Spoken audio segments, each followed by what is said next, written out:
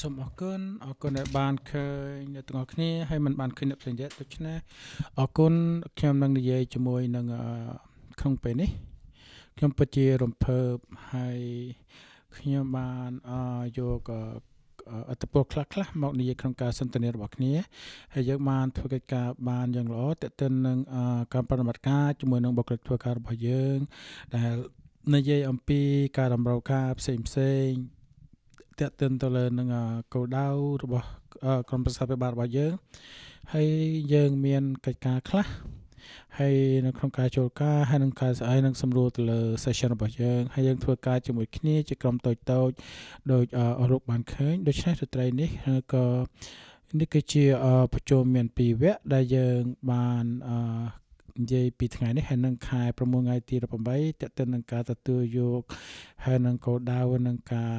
ទទួលយកផ្សេងនៅក្នុងឆ្នាំ2028ហើយនឹងការ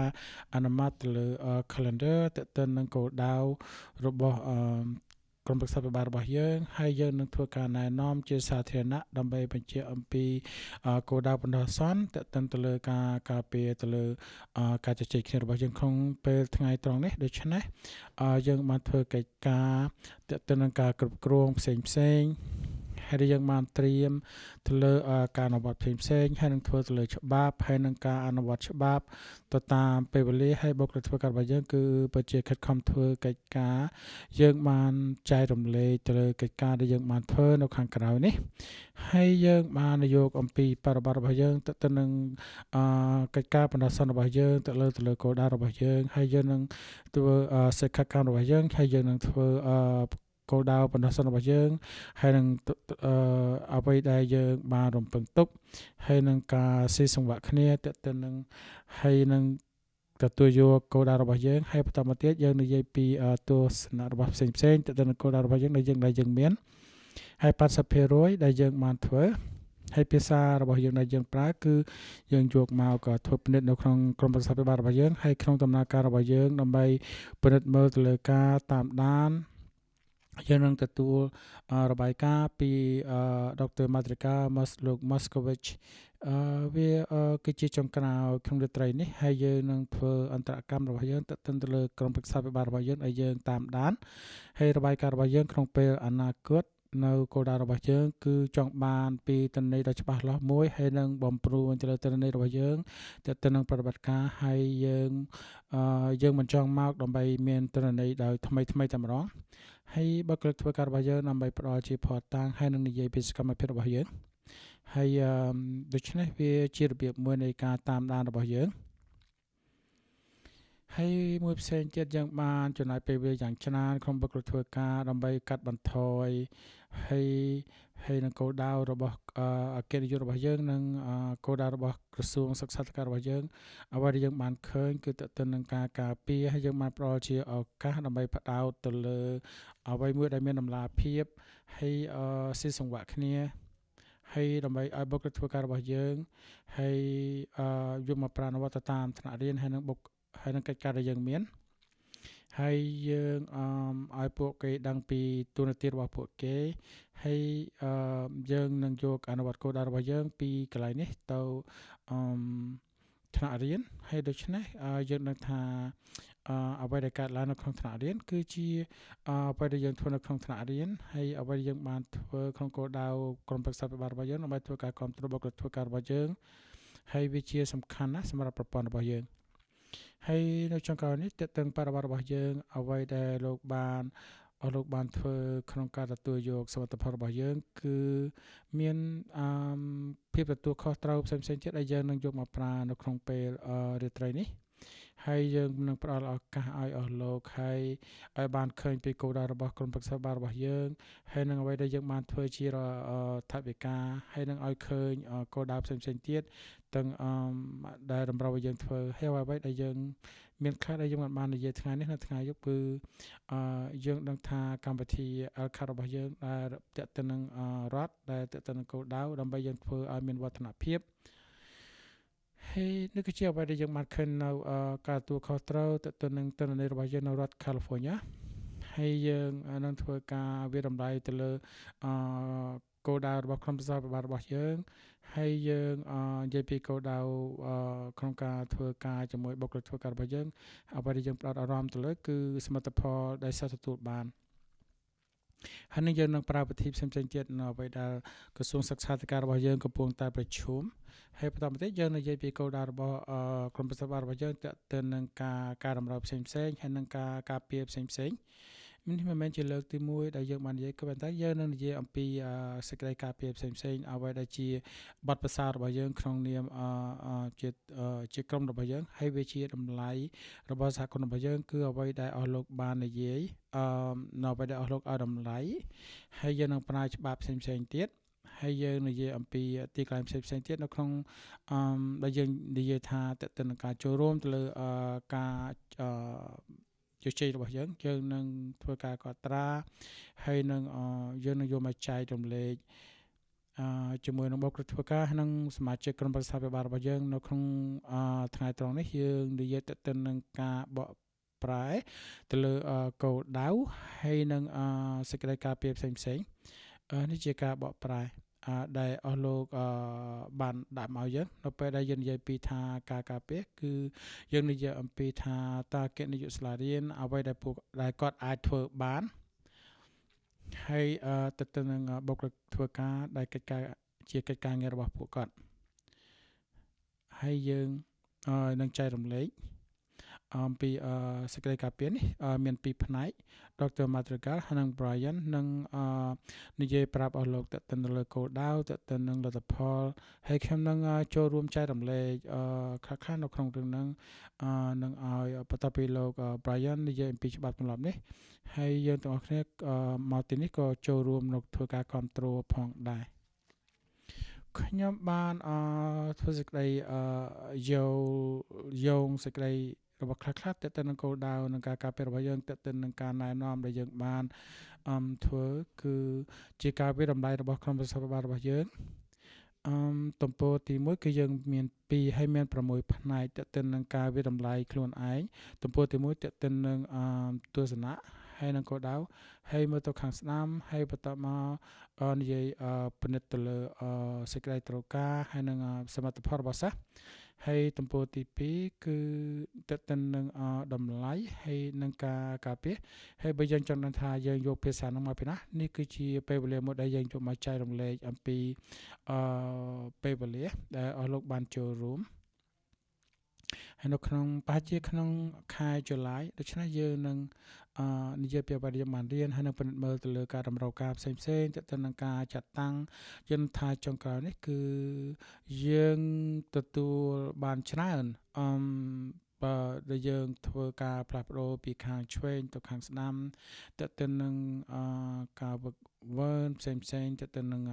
ក្រុមប្រឹក្សាពិបាលដូច្នេះក្នុងថ្ងៃត្រង់នេះយើងនឹងនិយាយពីរឿងហ្នឹងដូច្នេះលោកស្រី Madrigal សូមនិយាយពីគោលដៅបណ្ដោះអាសន្នសិនសូមជម្រាបសួរអរគុណដែលបានឲ្យខ្ញុំមកចូលរួមដោយដែលអ្វីដែលបាននិយាយនៅក្នុងអនឡាញនិយាយពីគោលដៅនេះគឺជាយើងនឹងថាគោលដៅបណ្ដោះអាសន្នគឺបង្កើតឡើងដើម្បីធ្វើការគ្រប់គ្រងដើម្បីយើងអាចពិនិត្យមើលពីពេលវេលាផ្សេងៗគ្នានៅពេលដែលយើងមានទិន្នន័យដើម្បីប្រាប់យើងថាតើយើងធ្វើកិច្ចការយើងដល់ដំណាក់កាលណាហើយទៅនឹងគោលដៅរបស់ក្រុមប្រឹក្សាពិបាលហើយធ្វើយ៉ាងណាដើម្បីគោលដៅក្រុមប្រឹក្សារបស់យើងដែលយើងមានហើយក្នុងរយៈពេលពេញ1ឆ្នាំហើយបើសិនជាយើងធ្វើកិច្ចការទាំងអស់នោះវានឹងប្រាប់ឲ្យយើងប្រាប់ក្រុមប្រឹក្សាពិបាលរបស់យើងដឹងថាយើងបានទទួលបាននៅគោលដៅរបស់ក្រុមប្រឹក្សាពិបាលអ្វីដែលខ្ញុំនិយាយថ្ងៃនេះគឺនិយាយប្រាប់អំពីកម្រិតខ្ពស់នៃសេចក្តីសង្ខេបមួយនៃសេចក្តីនៃគោលដៅបណ្ដោះអាសន្នដូច្នេះខ្ញុំនឹងនិយាយអ្វីដែលមានថ្មីសម្រាប់ក្រុមគោលដៅបណ្ដោះអាសន្នរបស់យើងគោលដៅទី1របស់យើងគឺជាគោលដៅបណ្ដោះអាសន្នគឺសូមនិយាយផ្អាកបន្តិចដើម្បីឲ្យពួកគាត់មានឱកាសពិនិត្យមើលទៅលើกระดาษដែលគាត់មាន គឺនេះជាกระดาษរបស់យើងហើយដែលមានកាប់ផងដែរ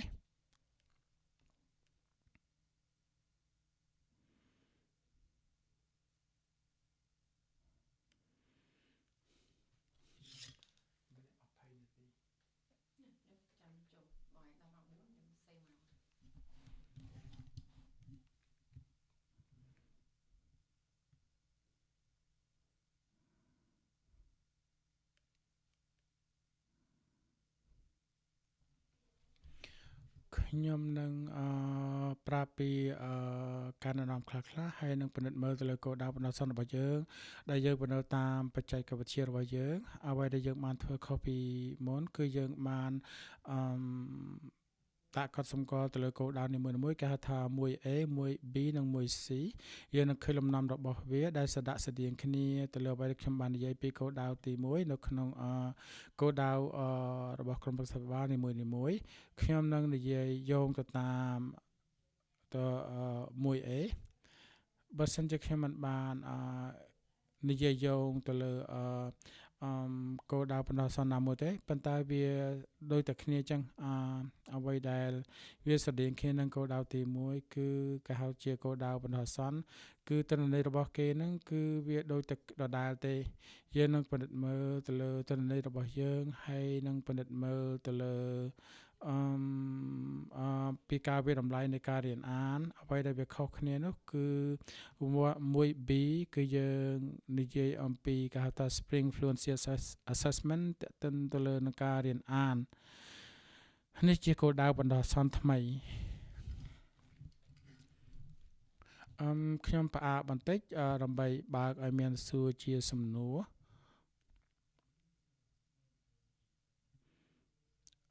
សូមបញ្យល់បន្តិចពីកន្លែងនឹងបន្តិចបានទេដូច្នេះសិស្សរបស់យើងគឺបានធ្វើតេស្តfluency test ហើយគេហៅគឺសម្រាប់ថ្នាក់ទី3គឺវាសំខាន់ណាស់សម្រាប់សិស្សរបស់យើងដើម្បីគេរៀនប្រកបហើយយល់ហើយពាក្យថារលូនហ្នឹងគឺតើទៅនឹងយើងចង់ឲ្យវាធ្វើជាស្ពានបន្តគ្នាតើទៅលើការនិយាយបញ្ចេញហើយនឹងសមត្ថភាពអានក្នុងល្បឿនមួយដែលសមស្របទៅតាមអាយុរបស់គេនៅក្នុងថ្នាក់របស់គេហើយដែលយល់នៅអ្វីដែលគេអានហើយនេះគឺជាគេហៅថាវារំលាយទៅលើការយល់ដឹងទាំងការអានរលូនហើយទាំងការយល់ផងដែរសិស្សរបស់យើងគឺបានធ្វើតេស្តប្រភេទនេះនៅថ្នាក់ទី6ថ្នាក់មត្តេយដ្ឋានអ្វីដែលយើងគឺសិស្សថ្នាក់ទី3ក៏ធ្វើយ៉ាងណាដើម្បីធ្វើឲ្យមានភាពរលូនហើយឲ្យត្រឹមត្រូវទៅតាមចំណាត់ថ្នាក់របស់គេនេះគឺជាថ្នាក់ដែលសិស្សរៀនខ្ញុំសូមសួរបន្តិចតើទៅនឹងហេតុអ្វីយើងហើយបានយើងដកសិស្សមួយចំនួនចេញយើងមិនបានដកគេចេញប៉ុន្តែអ្នកស្រាវជ្រាវរបស់យើងបានធ្វើការពិនិត្យទៅលើ calendar របស់គេដើម្បីធ្វើយ៉ាងណាដើម្បីយើងទទួលស្គាល់ទៅលើការវិតម្លៃមិនមែនតែសម្រាប់តែ Spanish ទេប៉ុន្តែធ្វើជាភាសាអង់គ្លេសផងដែរហើយមានសាលាមួយនោះមានគំរូរបស់គេ 50% យើងនៅមានកិច្ចការជាច្រើនទៀតដែលយើងត្រូវធ្វើនៅពេលដែលយើងប្រមូលទិន្នន័យតើទៅលើទិន្នន័យដែលជាគំរូដូចជាការវិតម្លៃរបស់ជាភាសាអង់គ្លេសហើយឬក៏ជាភាសា Spanish ការតាមដានទៅលើវឌ្ឍនភាពរបស់គេគឺដូច្នេះវាធ្វើការរំលេចទៅលើมันបានដាក់បញ្ចូលការវិតម្លៃជាភាសា Spanish នៅឡើយទេថ្មីនេះយើងកំពុងតែធ្វើទៅលើកិច្ចការហ្នឹងជាមួយអ្នកដឹកនាំនៅទៅលើការបង្កើតកម្មវិធីសិក្សានៅរដូវ Fall ខ្ញុំនឹងនិយាយបន្តទៅទៀតគោលដៅទី2និងគោលដៅទី4គោលដៅទី2ភាពខុសគ្នារបស់វាគឺមានតែយើងបានហៅការវិតម្លៃ fluency assessment គឺការវិតម្លៃសម្រាប់ថ្នាក់ទី4ដូច្នេះគឺជាការគ្រប់គ្រងទៅលើគោលដៅរបស់ក្រុមប្រឹក្សាភិបាលហើយយើងបានធ្វើការវិតម្លៃ fluency assessment ហើយយើងនឹងទាញការធ្វើតេស្ត ELA សម្រាប់ភាសាអង់គ្លេសហើយដើម្បីធ្វើការតាមដានទៅលើប្រកបទៅលើទិន្នន័យ ហើយដែលគេបានហៅថាចំណុច 2C សម្រាប់គោលដៅទី3របស់ក្រុមប្រឹក្សាពិបាលរបស់យើងកិច្ចការជាច្រើនបានធ្វើតេតិនទៅលើការត្រៀមហើយលោក Moskovich នឹងនិយាយអំពីភាពសំខាន់របស់គ្នាទៅលើភាពវាយតម្លៃហ្នឹងខ្ញុំគិតថាវាជារឿងល្អលោក Samuel និង Dr. Lin យើងតែងតែមានការវិតម្លៃសម្រាប់district របស់យើងភាសានៅពេលដែលយើងបានធ្វើក្រុមប្រឹក្សាបាលរបស់យើងបានធ្វើការវិតម្លៃដូចជាតេស្ត SPAC ដែលមានការតាមដានពីមុនមកហើយដែលយើងតាមដានទៅលើការវិតម្លៃតេស្តរបស់គណិតវិទ្យារបស់ district របស់យើងពីមុនយើងមានឥឡូវនេះគេធ្វើតែគេហៅថា unit exam សម្រាប់កម្រិតkindergarten រហូតដល់ថ្នាក់ទី1អ្វីដែលបានកើតឡើងគឺប្រព័ន្ធរបស់យើងដើម្បីធ្វើយ៉ាងណាដូចជានាយកសាលារៀនតាមសាលារៀនដើម្បីយកពេលមួយនោះដើម្បីធ្វើការវិតម្លៃទៅលើគ្រូនៅតាមសាលារៀនព្រោះវាជាការវិតម្លៃនៅក្នុងពេលខុសៗគ្នាដូច្នេះសម្រាប់ឆ្នាំក្រោយយើងនិយាយការសន្ទនាជាមួយគ្រូហើយនិងជាមួយនាយកសាលារៀនហើយយើងនឹងមានការធ្វើតេស្តប្រចាំឆមាសហើយនេះគឺជាប្រព័ន្ធវាមួយគឺយើងធ្វើឡើងនៅតាមសាលារៀននៅតាមក្រុមរបស់យើងហើយយើងនឹងពិនិត្យមើលទៅលើឲ្យស៊ីជម្រៅទៅលើលទ្ធផលនៃការធ្វើវិតម្លៃនោះហើយទាំងសិស្សទាំងគ្រូហើយយើងនឹងបង្កើតជាគម្រោងសកម្មភាពមួយមិនសូវមានការផ្លាស់ប្ដូរប្រមាណទេប៉ុន្តែយើងធ្វើការវិតម្លៃសិស្សហើយពិនិត្យមើលទៅលើទិន្នន័យបន្ទាប់មកយើងនឹងធ្វើសកម្មភាពនឹងបង្កើតទៅជាវិធីនៃការតាមដានហើយដើម្បីអនុញ្ញាតឲ្យជាគោលចម្បងហើយនឹងឲ្យពួកយើងទាំងអស់គ្នាដើម្បីយកមកនិយាយសន្ទនាគ្នាមានអ្នកចង់និយាយបន្ថែមទេដើម្បីបញ្ជាក់ការវិតម្លៃនេះមិនមែនជារបៀបថ្មីនៃការធ្វើតេស្តស្តង់ដារទេប៉ុន្តែយើងដឹងថានេះជាពេលវេលានៃការធ្វើស្តង់ដារការធ្វើវិតម្លៃស្តង់ដារទៅនឹងការវិតម្លៃគឺវាអត់មានមិនមែនជាផ្លូវការទេវាជា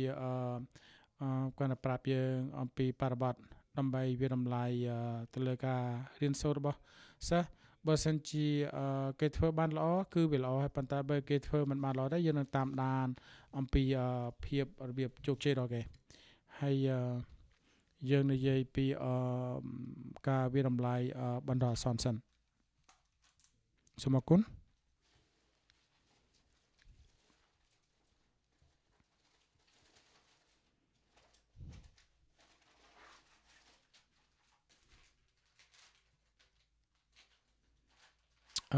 គាត់អត់បានបើកមីក្រូហ្វូនទេបាទដូច្នេះស្ដាប់មិនឮសូរថាគាត់និយាយអ្វីទេ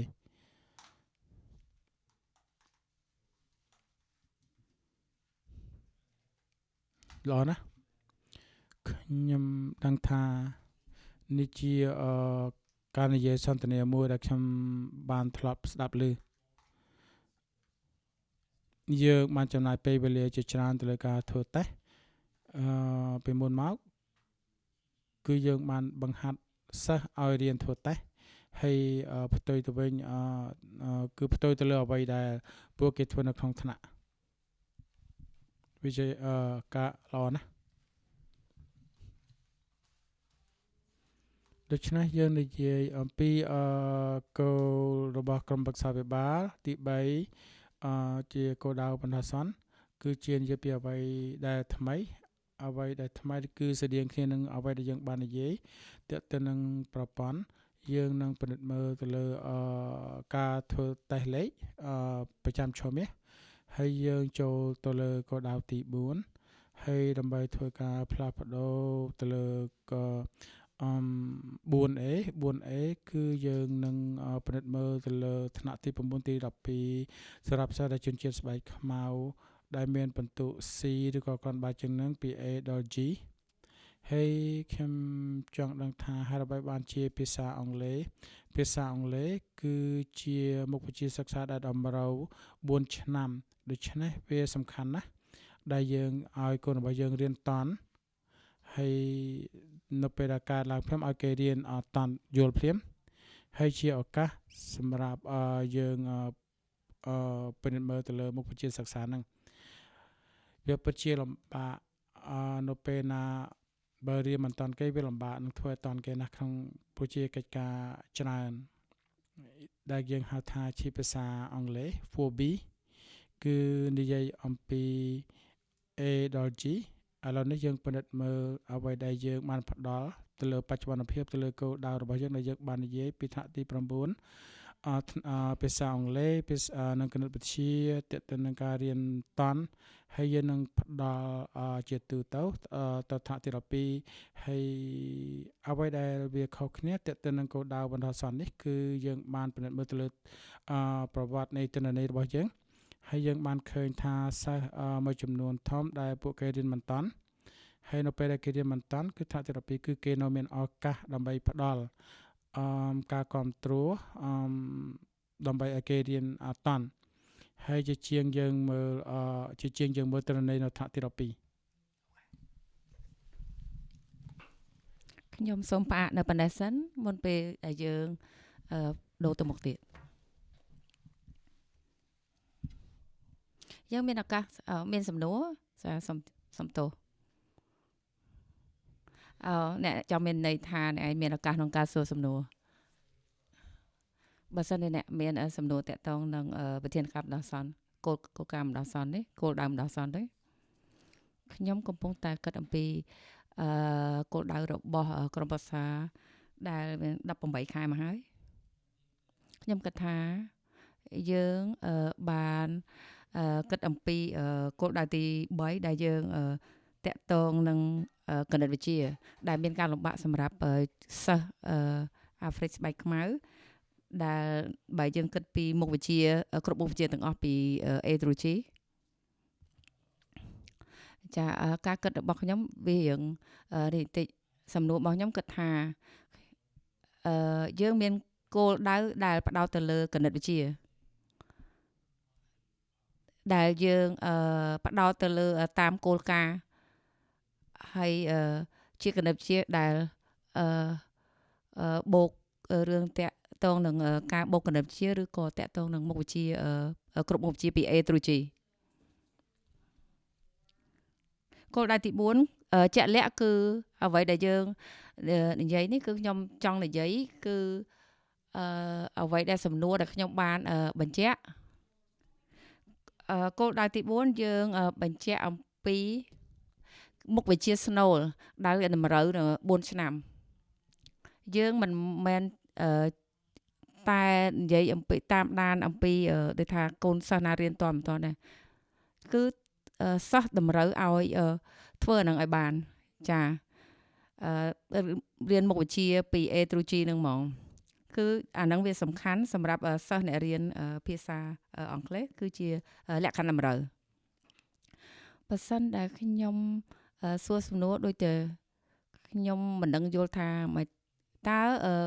ការដែលយើងរៀនអង់គ្លេស4ឆ្នាំតើយើងអាចមានលក្ខខណ្ឌនឹងអាចចូលរៀនដូចថាមានគណិតវិទ្យាព្រោះយើងដឹងថាគណិតវិទ្យាគឺជាគោលដៅខ្ញុំយល់តែន័យទាំងពីរហ្នឹងហើយប្រហែលជាអ្នកចង់សំណួរថាគឺជារំលឹកអំពីដែលគោលដៅទី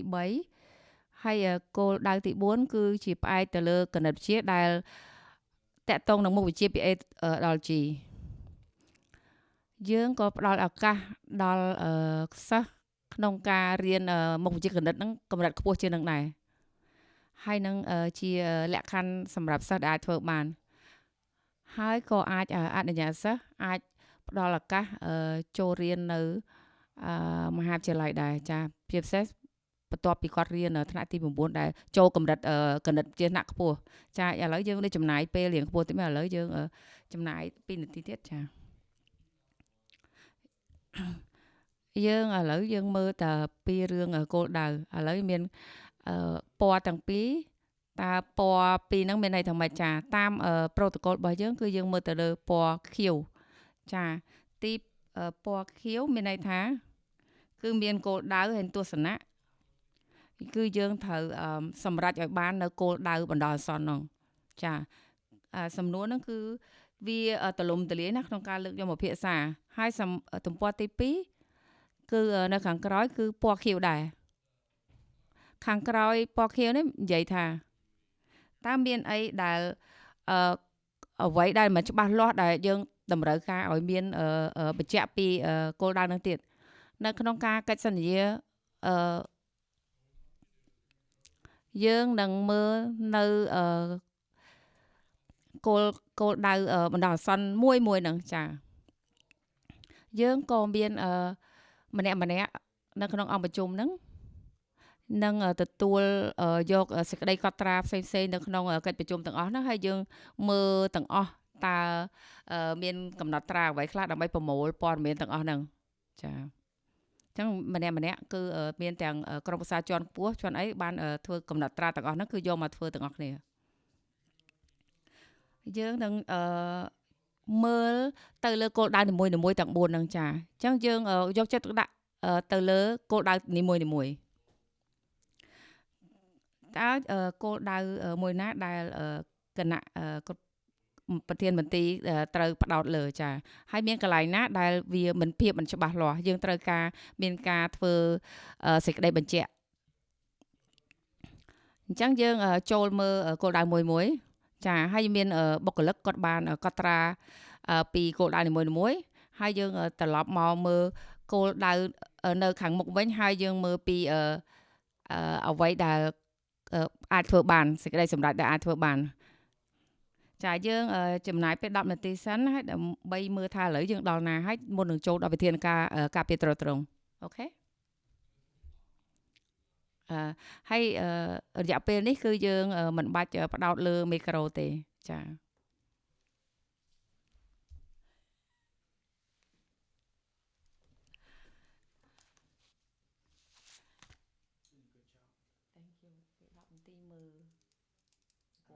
សិនបានគេត្រឡប់អញ្ចឹងទាំងអស់គ្នាអស់ម៉ែ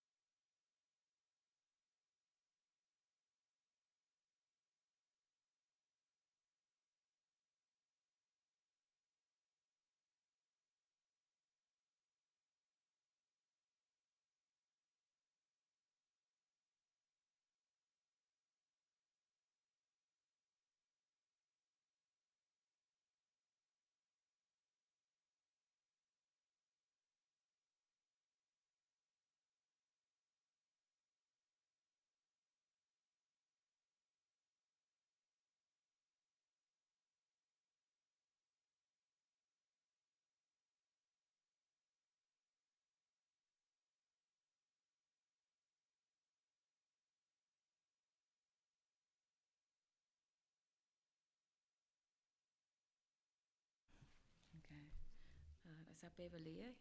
យើងសូមមើលគោលដៅទី3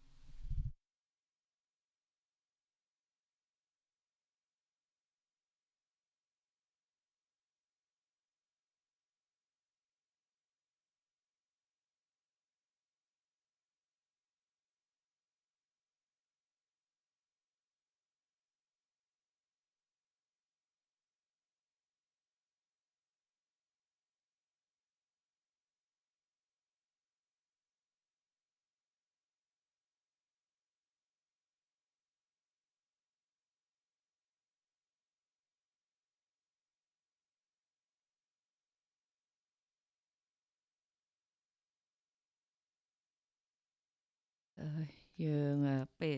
លវេលាកាន់តែធ្វើដំណើរទៅមុខទៅដោយសារពេលវេលាយើងត្រូវប្រមូលនៅទាំងអស់ហ្នឹងប៉ុន្តែដោយសារពេលវេលាមិននៅសល់ចឹងទេយើងត្រូវមើលអំពីវិធានការការពារនិងត្រត្រង់ខ្ញុំស្នើឲ្យដល់លោកអ្នកមើលនៅពណ៌ក្រហមបន្ទាត់ពណ៌ក្រហម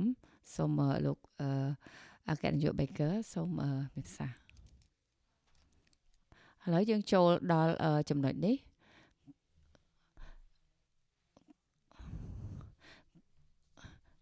គឺអ្វីដែលផ្ដោតទៅលើដល់នៅចំណុចដែលឃ្លានិយាយថាប្រធានការត្រាត្រង់អ្វីដែលយើងមានការលំបាកគឺយើងរំពឹងទុកគឺដល់ខាងក្រសួងនិងគ្រូឲ្យដូចថាមានការហ្នឹងឲ្យមានគេហៅថាស្ទាត់ចាដូចជាអ្វីដែលមានការវាស់វែងទុកចាអំពីគោលការណ៍យើងមានការស្ដាប់ជាច្រើនអំពីបញ្ហាជាច្រើនហើយខ្ញុំបានគូសជាលេខទៀតចាគឺជាគោលការណ៍ដែលយើងទទួលខុសត្រូវអ្វីដែលគណៈក្រុមប្រឹក្សាទទួលខុសត្រូវតកតងនឹងចាក់វិស័យ2015ហើយនៅអ្វីដែលយើងតើវាមានភាពលក្ខណៈសម្បត្តិត្រូវដែរទេតើយើងត្រូវទទួលសម្រាប់តាមទស្សនវិស័យដោយប្រភេទណាអញ្ចឹងវិធានការត្រត្រង់នោះអ្វីយើងនិយាយឆ្លុះបញ្ចាំងពីនេះគឺវិធានការត្រត្រង់បណ្ដោះបន្សល់ហ្នឹងឆ្លុះបញ្ចាំងអំពីផែនការរបស់យើងហើយក៏ឆ្លុះបញ្ចាំងពីអ្វីដែលយើងបាននិយាយគ្នានៅក្នុងគណៈកម្មការអប់រំដែរគឺតកតងនឹងការធ្វើការងាររបស់បុគ្គលិកដែលធ្វើឲ្យមានការប្រែប្រួលនៅតម្លៃហើយនឹងលទ្ធផលនៃវិធានការត្រត្រង់នោះ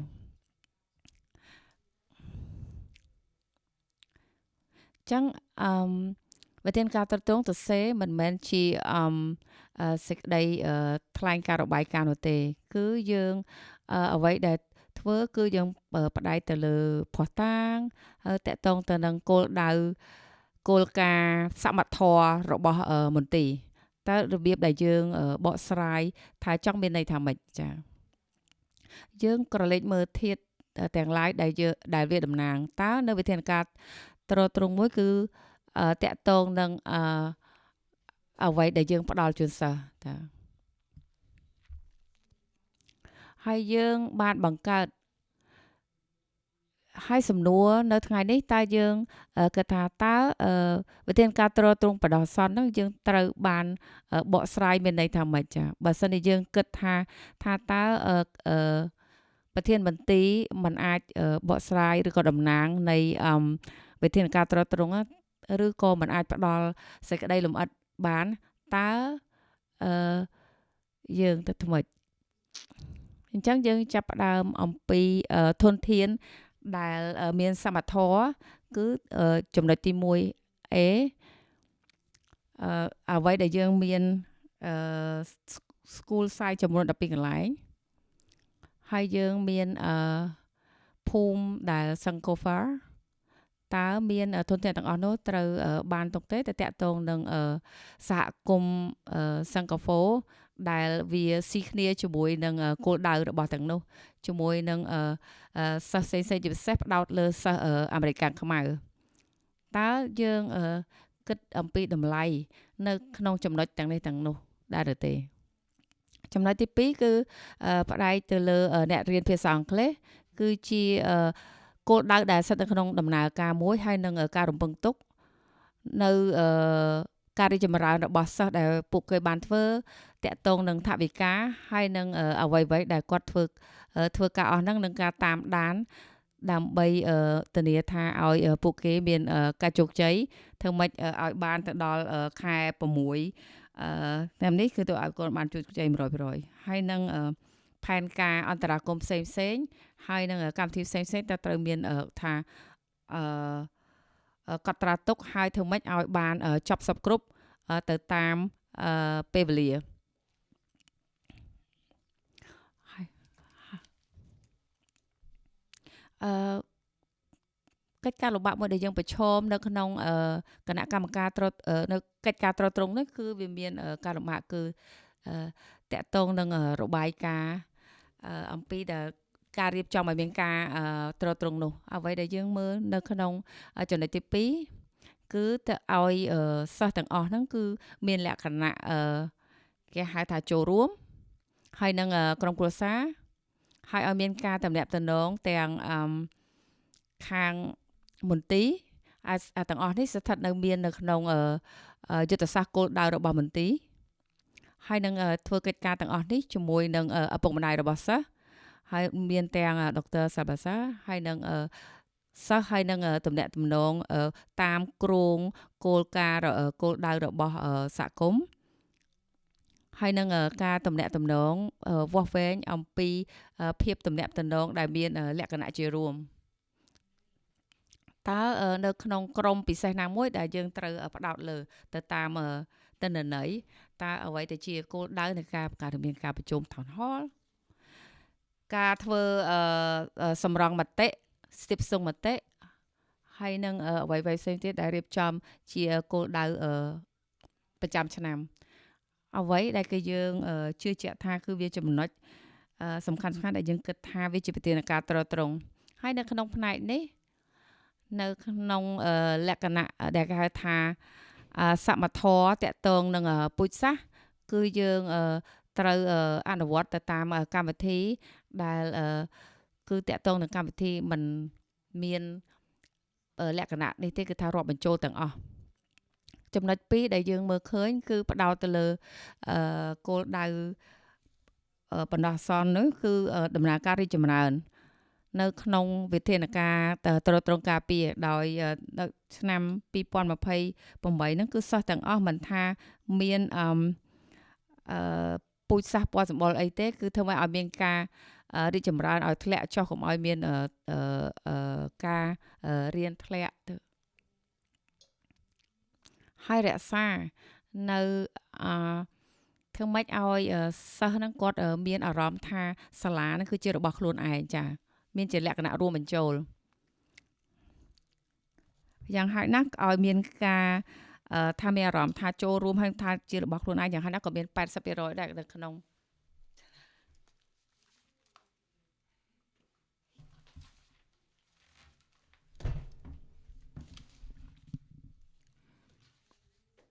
យើងនិយាយពីផ្នែកដែលយើងផ្ដោតទៅលើដែលមិនតាន់បានបង្កើតហើយនឹងធ្វើឲ្យយើងពិនិត្យមើលទៅលើភាពលូតលាស់ត្រឡប់ទៅសំណួររបស់យើងវិញសំណួរនោះគឺនៅពេលដែលយើងឃើញសេចក្តីការពារហើយបណ្ដោះអាសន្នតេតិនទៅលើការបកស្រាយរបស់ក្រុមប្រឹក្សាភិបាលសូមអរគុណលោក Baker ខ្ញុំចង់នៅពេលដែលពាក្យថាទូនាទីដើម្បីធ្វើយ៉ាងណាកុំឲ្យអនុម័តឬក៏អនុម័តទៅលើរបៀបការពារច្បាប់ការពារបណ្ដោះអាសន្នតើច្បាប់ការពារដែលយើងមានបណ្ដោះអាសន្ននេះគឺតើវាស៊ីគ្នាទៅលើនឹងការបកស្រាយបកប្រែហើយនឹងការយល់ដឹងរបស់អ្នកដែរឬទេដូច្នេះអ្នកមិនបាននិយាយថាខ្ញុំចូលចិត្តចំណុច 1A ឬក៏ចំណុច 1B តើច្បាប់ការពារបណ្ដោះអាសន្ននេះតើវាស៊ីសង្វាក់គ្នានឹងការយល់ដឹងរបស់អ្នកទេ យើងនឹងចំណាយពេលវេលាជាច្រើនទៅលើសំណួរទី1ហើយទំព័រទី2យើងចង់បានការផ្ដល់យោបល់របស់អ្នកយើងនឹងចំណាយពេលវេលា8ទៅ10នាទីទៅលើទំព័រទី1ហើយនិយាយពីច្បាប់ការពារតើវាស៊ីសង្វាក់គ្នាជាមួយនឹងការបកប្រែរបស់ក្រុមប្រឹក្សាពិបាលដែរទេយើងនឹងចំណាយពេលវេលា10នាទីហើយនឹងត្រឡប់មកវិញ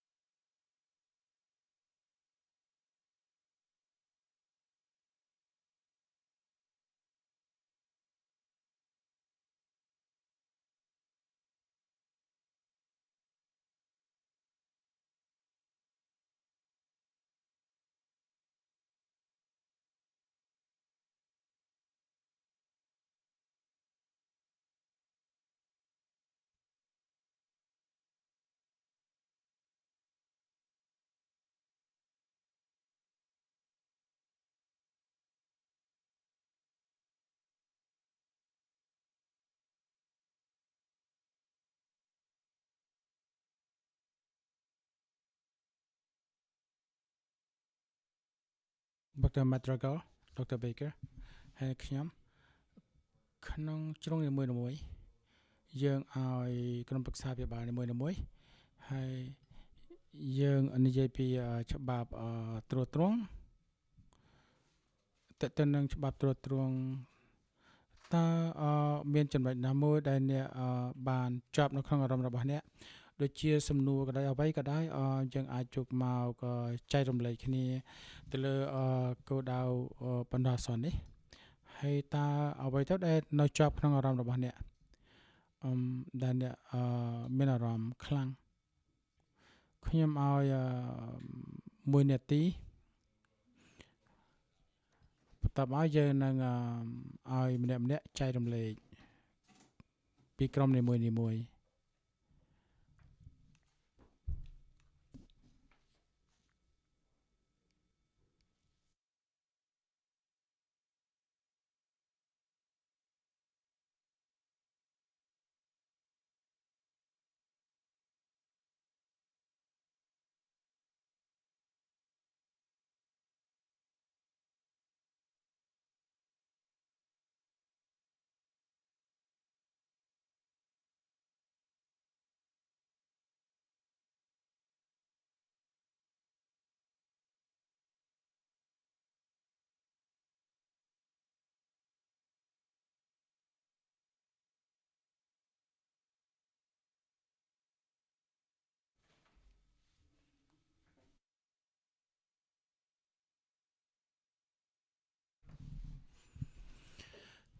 ក្រុមប្រឹក្សារបស់យើងនីមួយៗនឹងមាន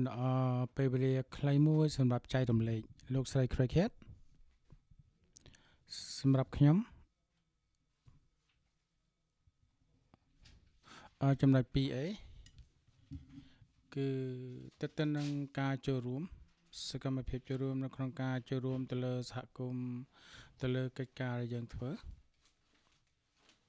លោកស្រី Miller លោក Miller ខ្ញុំចង់និយាយឲ្យយើងទទួលខុសត្រូវ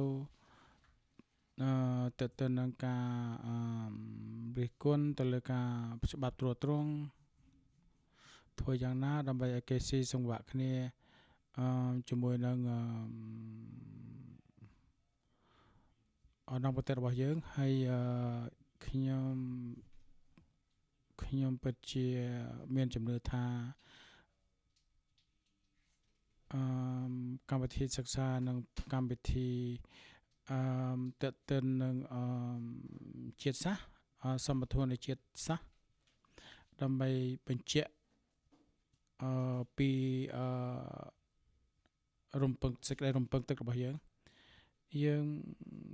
វាមានវាប៉ុន្តែយើងចង់ធ្វើយ៉ាងណាបើសិនជាលោកមកចូលរួមក្រុមរបស់យើងនឹងបានស្ដាប់ការសន្ទនារបស់ពួកយើងនេះគឺជាការចាប់ផ្ដើមល្អអ្វីដែលខ្ញុំចាប់អារម្មណ៍ជាងគេគឺពិនិត្យយើងមិនអាចចេះពិនិត្យមើលទៅលើច្បាប់គ្រប់គ្រងទី1ទី2ទី3នោះទេប៉ុន្តែនៅពេលដែលយើងអនុវត្តតាមគោលដៅហ្នឹងគឺយើងនឹងមានធនធានសម្បត្តិមួយដ៏ល្អសម្រាប់ក្រសួង district របស់យើងហើយមានរឿងជាច្រើនផ្សេងទៀតប៉ុន្តែសេចក្តីច្បាប់គ្រប់គ្រងនេះជាឧទាហរណ៍ដូច្នេះនៅពេលណាដែលយើងធ្វើបានសម្រាប់ទៅតាមសេចក្តីឧទាហរណ៍នេះយើងនឹងបានសម្រេចទៅតាមការណែនាំរបស់ច្បាប់គ្រប់គ្រងយើងបានសរសេរអ្វីដែលយើងបានសរសេរនោះគឺជាច្បាប់នៅក្នុង LCAP គឺជាគម្រោងដែលមាន160ទំព័រដែលនិយាយពីធនធាន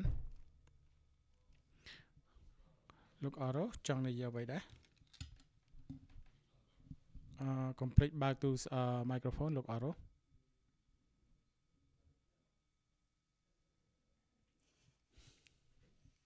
ខ្ញុំចប់ហើយគ្មានអីនិយាយទៀតទេ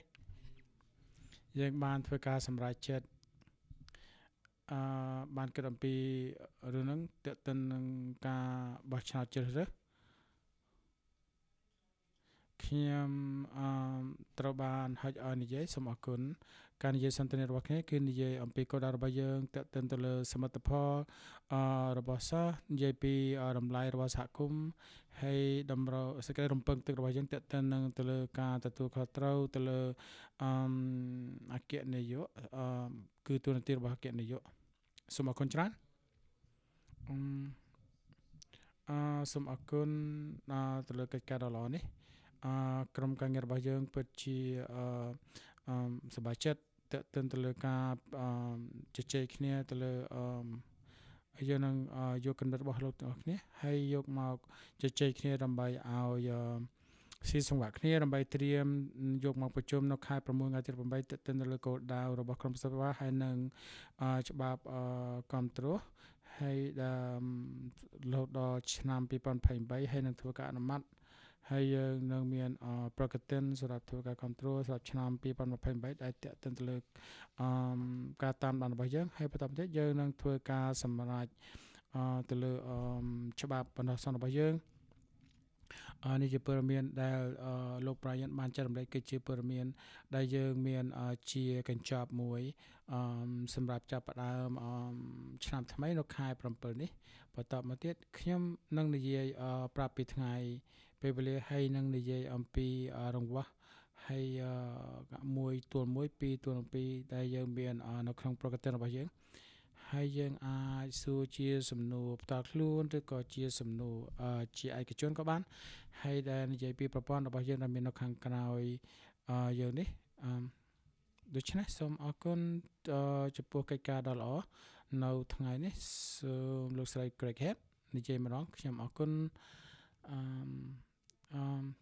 យើងនឹងចាប់ផ្ដើមអង្គប្រជុំមួយទៀតក្នុងរយៈពេល10នាទីហើយនៅយើងសូមសម្រាប់អរគុណអ្នកទាំងអស់គ្នាដែលបានតាមធ្វើទៅតាមពេលវេលារបស់យើងដែលយើងមានដល់តឹងរឹងនេះលោក Moskovich ដែលបានធ្វើមុខងារជាច្រើននេះយើងនឹងចាប់ផ្ដើមម៉ោង5អរគុណ